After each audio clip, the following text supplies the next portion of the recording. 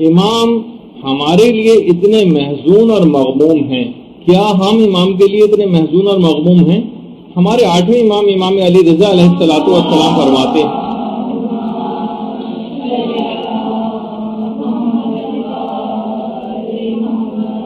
کہ قبلہ اہل دل کی جدائی سے لوگوں کی آنکھیں اشکبار ہیں۔ کیا ہماری آنکھیں کبھی اشکبار ہوتی امام کے لیے؟ ہمارے 11ویں امام فرماتے امام زمانہ کے متعلق کہ دیندار اور مخلص لوگ آپ کے اس قدر مشتاق ہیں کہ جس طرح شام کے وقت پلٹتے ہوئے پرندے اپنے گھونسلوں کے مشتاق ہوتے ہیں۔ کیا ہمارے دل اس قدر مشتاق ہیں امام کے لیے؟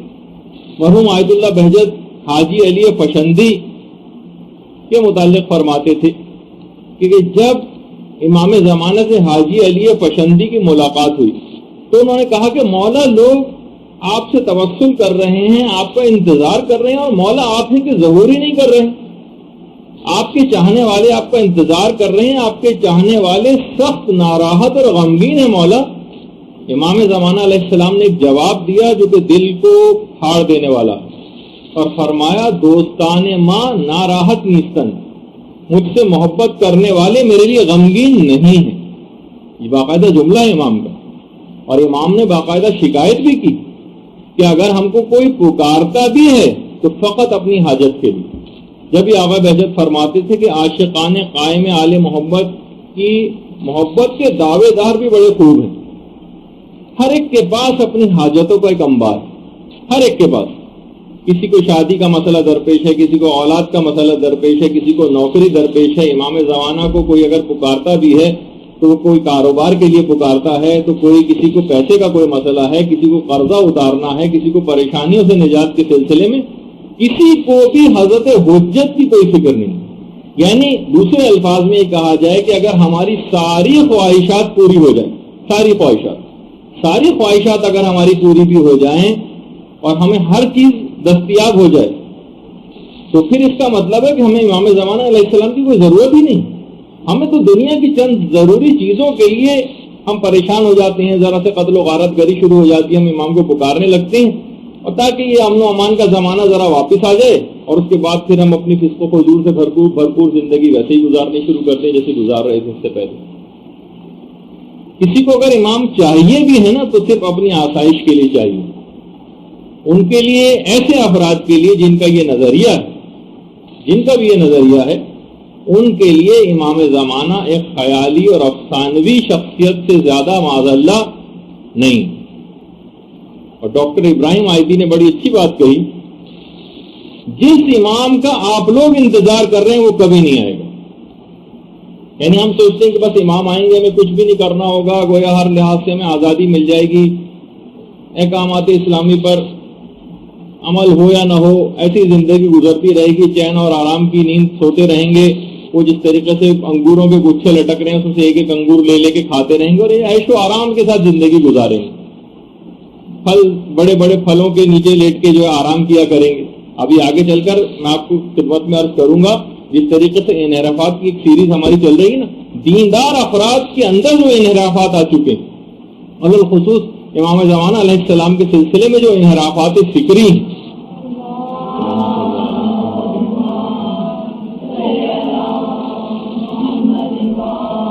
جو لوگوں نے اپنے دماغ میں تصور بنایا ہے امام زمانہ کا، امام زمانہ ہرگز بھی ویسے نہیں۔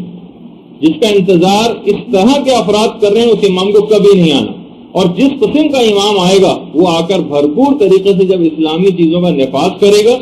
تو ایسے تمام افراد اس کے بعد ان کو چھوڑ کر مخالفین کے کیمپ کی طرف جائیں گے۔ تو دیکھیے امام زمانہ علیہ السلام کی ذات گرامی وہ ذات گرامی ہے کہ آپ مسلسل اپنے چاہنے والوں اور ماننے والوں کے درمیان میں رہتے ہیں۔ ایسا نہیں ہے کسی جزیرے وغیرہ میں گویا امام معاذ اللہ وہیں بس رہتے ہوں، وہیں پر زندگی گزارتے ہوں، ہمارے آپ کے درمیان، بلکہ آپ کی اپنی محفلوں اور آپ کی مجلسوں تک کے اندر شرکت کرتے ہیں۔ آیت اللہ بہجت خود فرماتے کہ بعض صاحب معرفت افراد نے خود امام زمانہ علیہ السلام کو ان مجالس سے توسل کے اندر حاضر ہوتے ہوئے دیکھا ہے، مجالس توسل میں، اور خاص طور پر مجالس حدیث قصہ میں. دیکھیے بہت اہم بات ہے، انحرافات جو آ رہے ہیں اس کے اندر ایک انحراف یہ جس پر کبھی ہماری پوری گفتگو ہوگی، ایک نشست ہوگی، انحرافاتی جو فکری جو دیندار طبقے کے اندر جو انحرافات آئے ہیں اس میں پوری ایک جو انحرافات آ رہے ہیں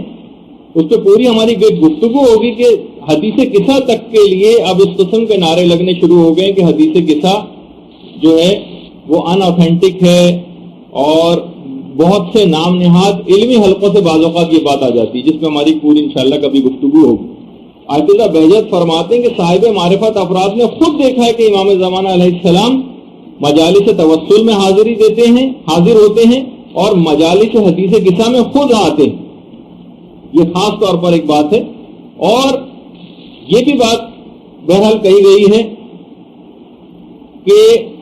نہ صرف یہ کہ خود امام زمانہ بلکہ صاحب معرفت افراد نے خود دیکھا ہے کہ پیغمبر اسلام امیر المومنین شہزادی فاطمہ الزہرا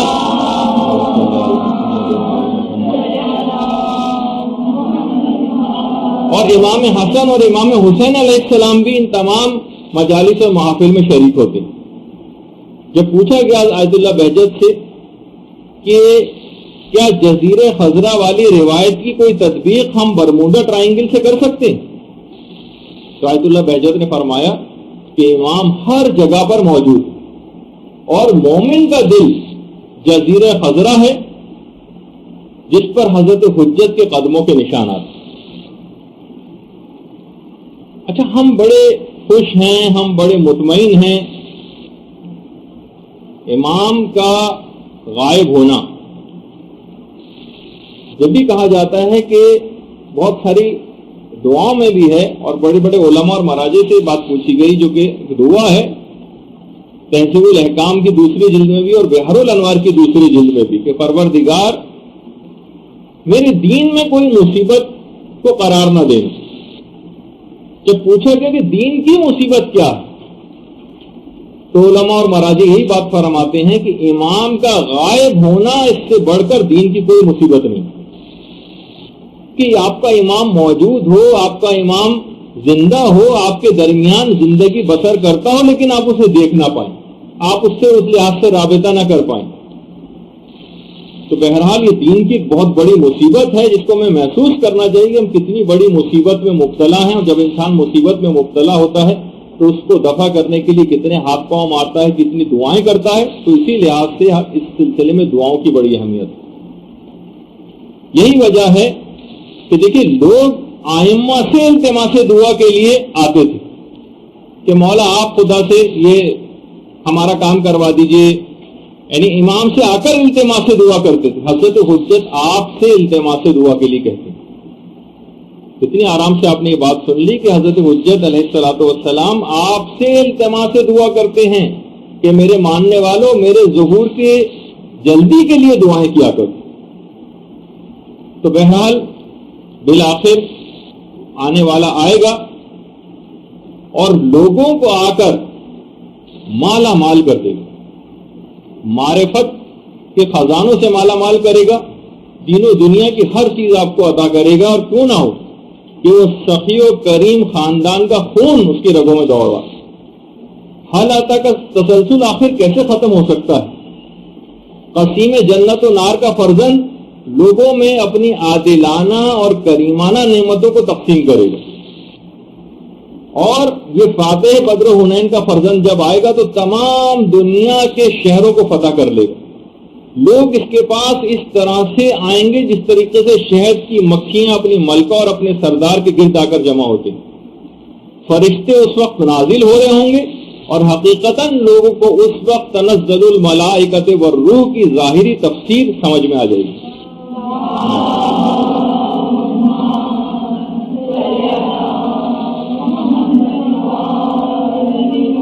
بکریاں اور شیر ایک گھاٹ پانی پیئیں گے اور چھوٹے چھوٹے ننھے بچے سانپ اور بچھوؤں کے ساتھ کھیلا کریں گے.